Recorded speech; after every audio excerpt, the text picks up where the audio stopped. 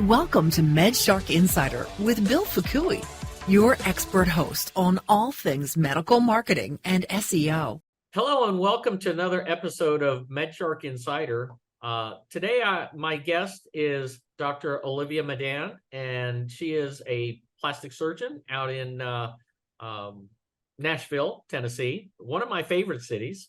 And today I wanted to have her speak to something that I think is unique in the sense that the timing of this podcast, she has a great experience in terms of what a young surgeon needs to be looking for as they, move into their career.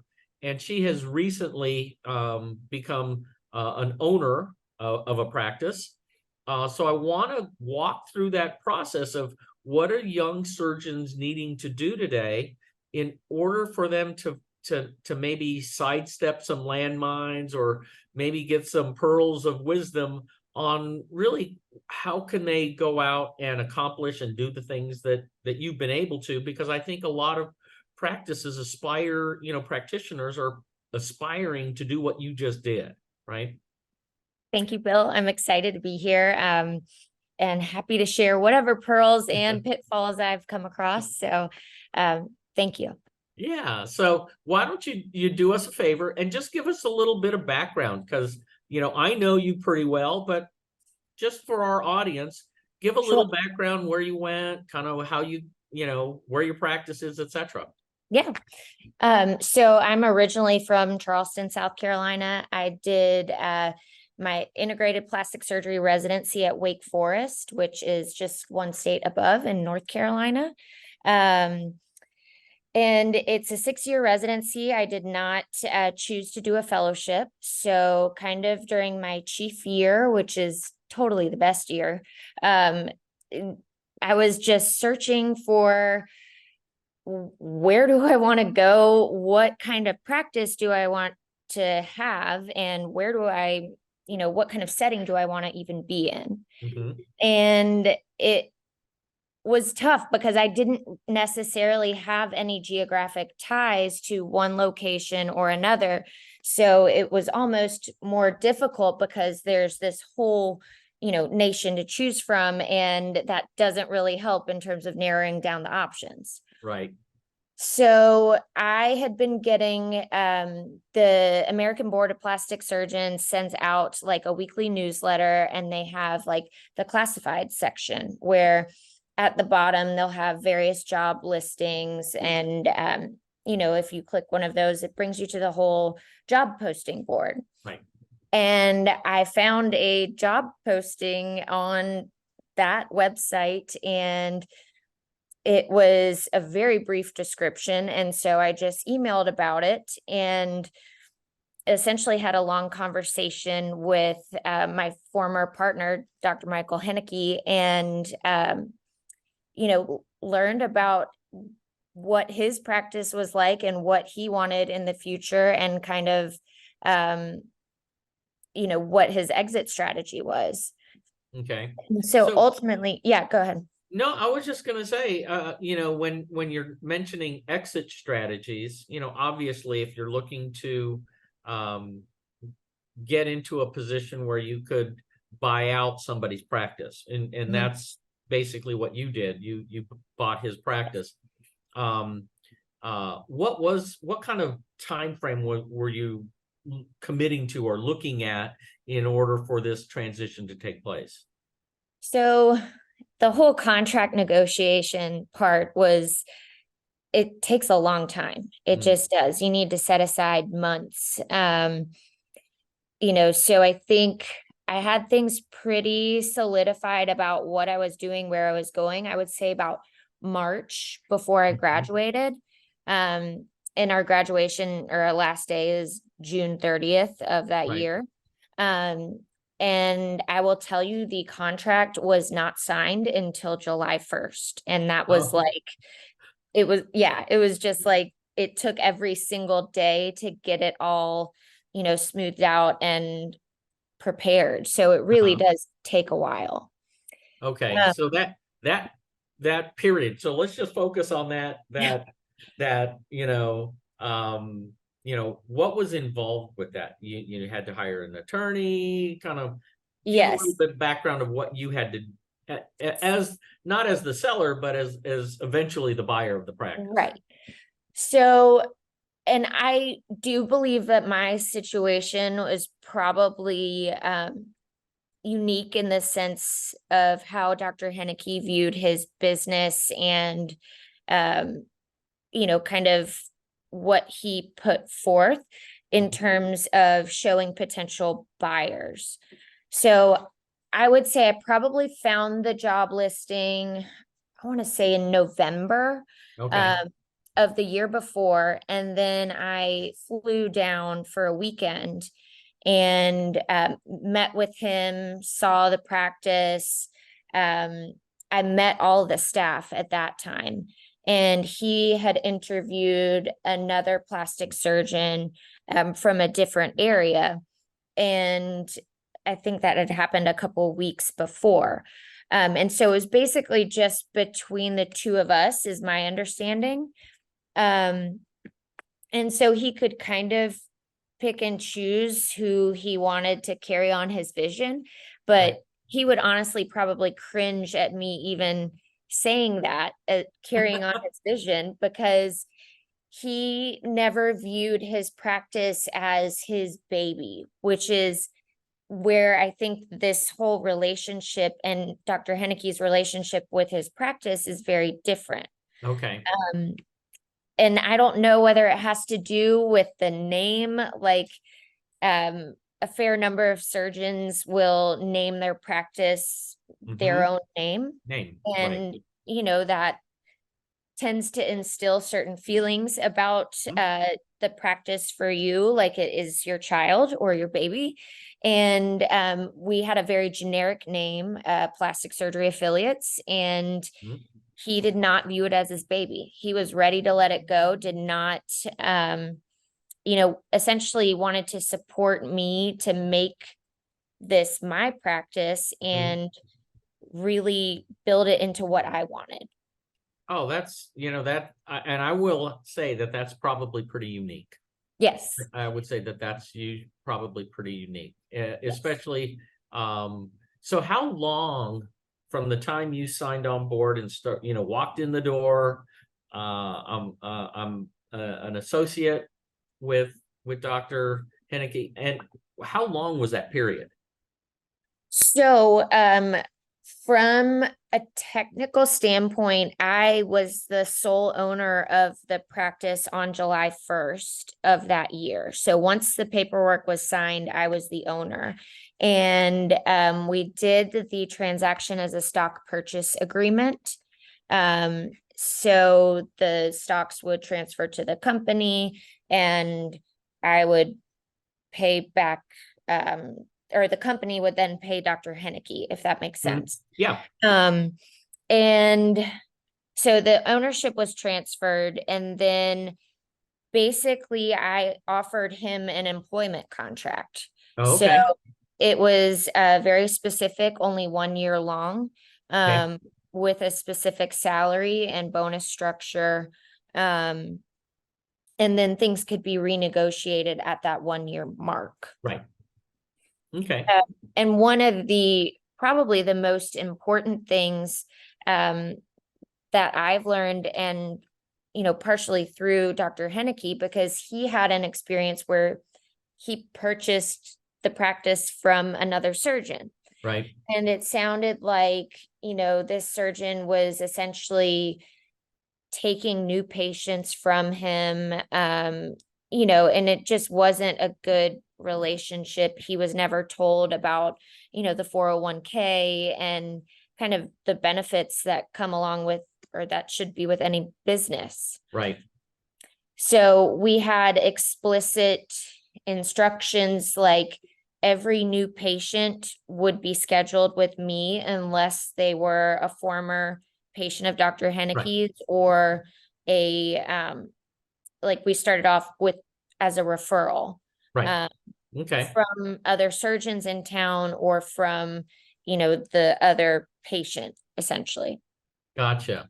How much of, and just to kind of get an understanding of the practice you were basically buying, Yes. investing in.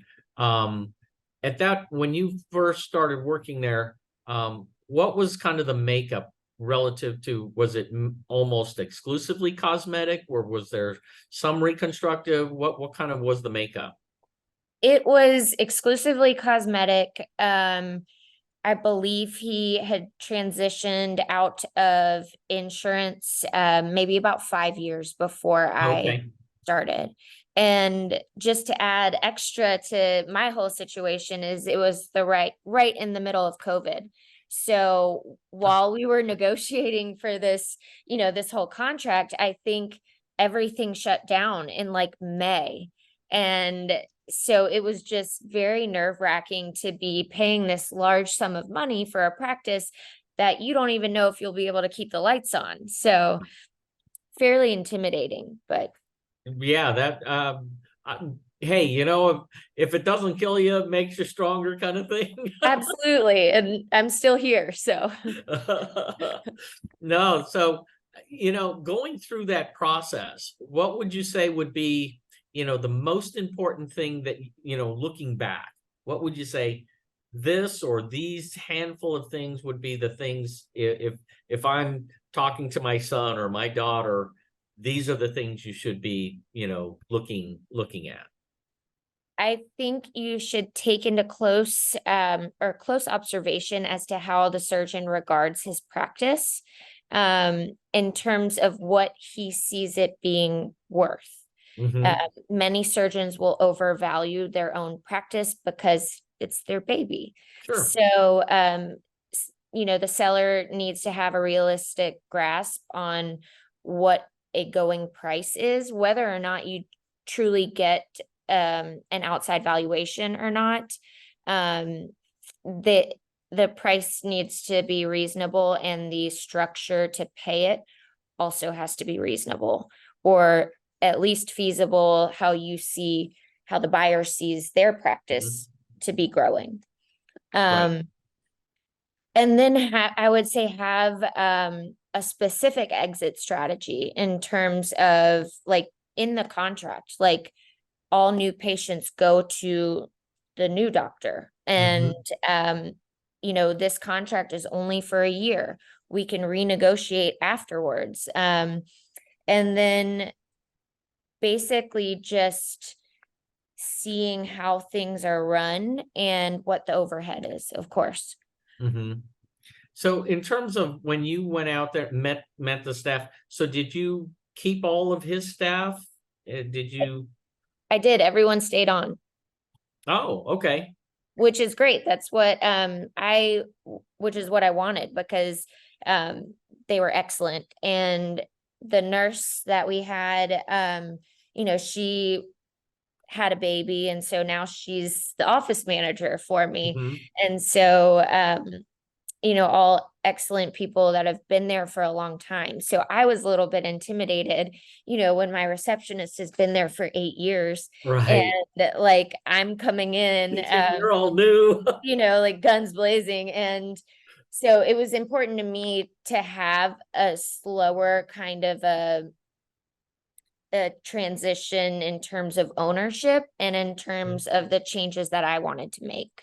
Gotcha. So, and actually, that's where I was just gonna say, what have you changed since it's now transitioned to you? What are the things that you feel like need to change as you've acquired somebody else's practice, so that it becomes yours? Right.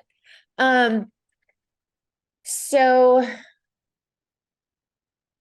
I'm trying to say this in a way that's not sexist or ageist, but basically you want to put yourself in the patient's position and who your ideal patient is, and what you would want in walking into an office, how you want it to feel. Do you want it to be more like a spa, or more, in a different fashion? And then every aspect of that should then reflect that part, I think. And I think historically in the past, not a lot of weight was given to patient comfort and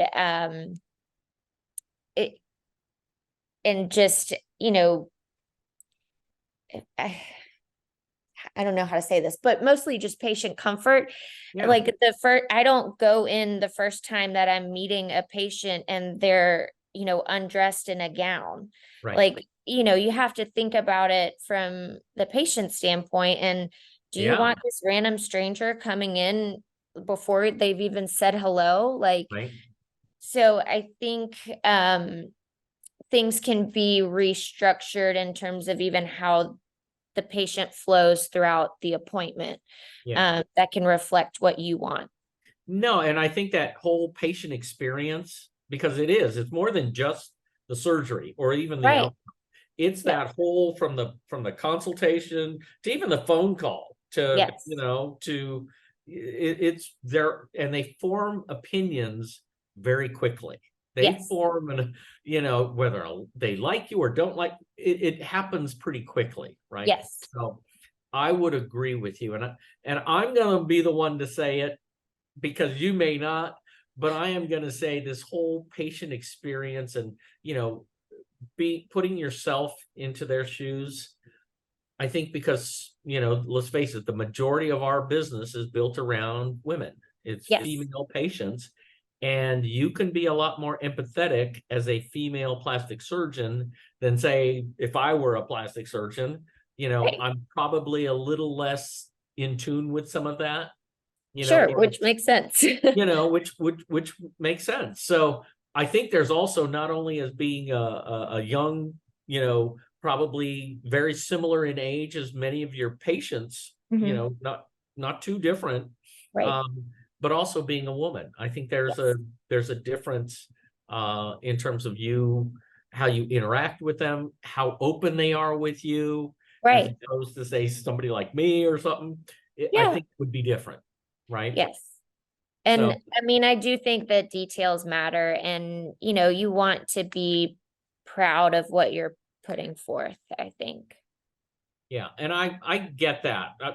Knowing what I know about you, I would say I get that. I get that. Thank you. So let's maybe flip this around.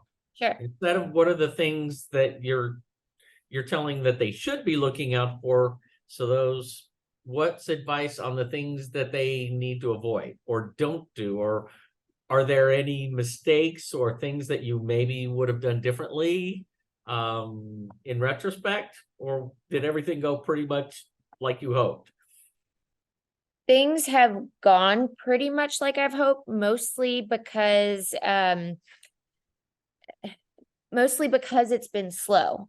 I think that you can get ahead of yourself in terms of, in my mind, I'm spending thousands of dollars just redesigning the front door of the office. So of course you can get ahead of yourself.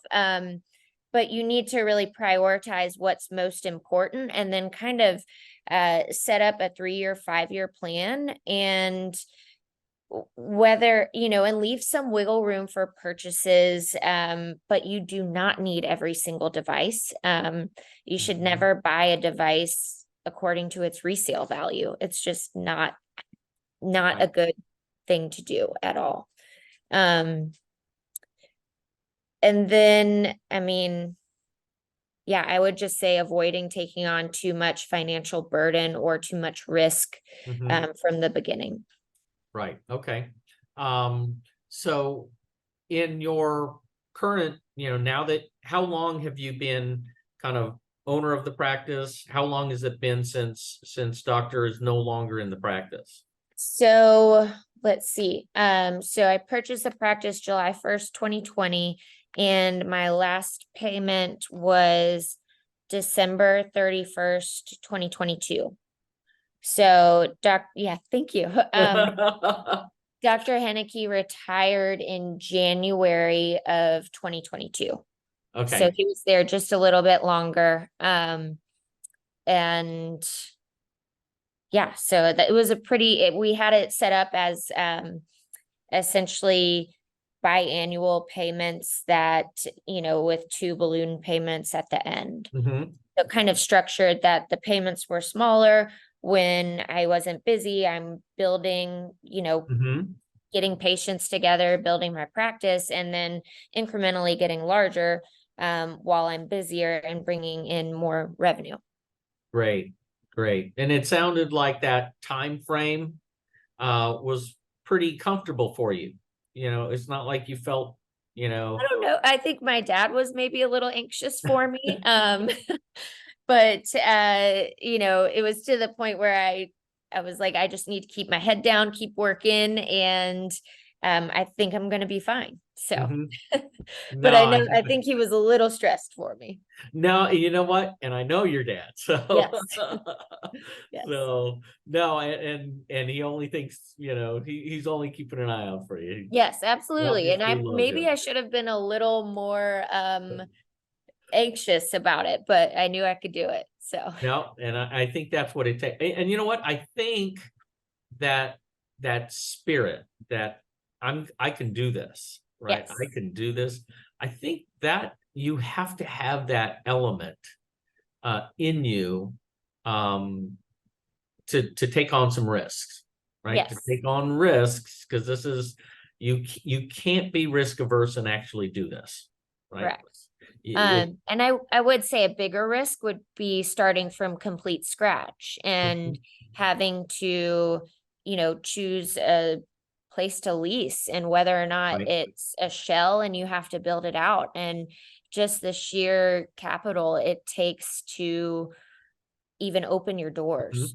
So was that a thought? Did you Uh, when we're going through this, did you think about that? At one point, there was a thought like that. It was not in the Nashville area. It was in the North Carolina area, Oh, which okay. the real estate there is just, it's a different ball game. So Right.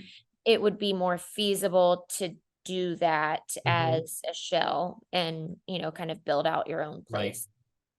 Okay. And what tipped the scale? What was was there any one thing that made you feel, Well, I got a divorce, so okay, that was part of it. So North that's Carolina okay. was probably going to be the home state, and then Mhm. after that happened, I was essentially free and could look anywhere that I wanted to go. Right. So Nashville is the biggest city that I've ever lived in. The real estate market here is wild, and it's HCA is based here, which is the biggest hospital system in Yes. the nation. So Mhm. I definitely chose a great location for plastic surgery. No, it's a great market and a great lifestyle, to be honest with you. Yeah. And I have to say, the next time when I go out there, because I'm out there, yeah, it's a few times a year. Yeah. Is there any place we can go fly fishing? Yes, definitely. Not that I've been yet, but yes, absolutely. Okay, well, The I just Caney had to Fork. throw that in there. Caney Fork. Yes, that's where we got to go. Okay, I just had to throw that in there. But Yes. hey, thank you for sharing all this information. I'm actually Absolutely. going to be speaking at the young plastic surgeons luncheon tomorrow, so the timing is really good, and I picked up some good pearls I'm going to share Good. with them. Well, good. You can, use anything. They'll be lucky to have you. Well, I appreciate that. Well, thank you again. And we'll probably do this in another time. I'd like to maybe have you on as, maybe we kind of touched on it was, that being a female plastic surgeon. And I started looking into supporting, the female plastic surgery organization with the society. And Yeah, that's wonderful. and I think that there's a lot of good happening there. So Totally agree. maybe Would love we'll to be have a you part. on for an episode with that. Would love to. All Thank you. right. Thank you again, Dr. MaDan. Absolutely. Okay. Bye-bye. Thanks for joining us for the MedShark Insider with Bill Fukui. Join us next week for another dive into all things medical marketing. All episodes can be streamed at www.medsharkdigital.com/medshark-insider.